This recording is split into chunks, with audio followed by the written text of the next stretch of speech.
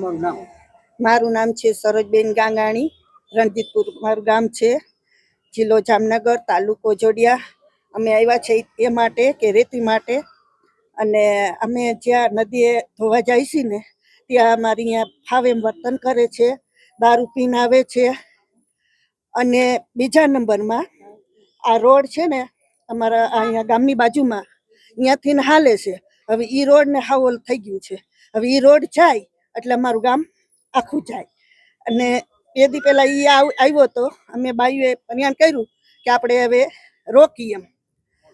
તો અમારે ફાવે એમ વર્તન કરી ગયો અને ધારિયાની બધું હથિયાર લઈને આવ્યો હતો.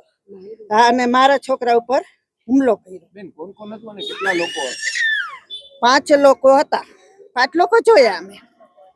હા, અને બીજાનું તો નામ નથી આવડતું, પણ બેનું નામ આવડે છે એમ. નિલેશભાઈ બાલમભાના છે અને બીજા જનીશભાઈ છે. હા, મારું નામ હિતેશભાઈ રાઠોડ. અમે રણજીતપુર ગામના વતની. અમારા ગામમાં દિન પ્રતિદિન ખનિજ માફિયાઓ વધતા જાય છે. જેના હિસાબે ગામના રોડ રસ્તા તેમજ કાંઠાના જે વિસ્તારોની જમીનો છે અમારી, એ જમીનોને ભરપૂર માત્રામાં નુકસાન થયેલ છે.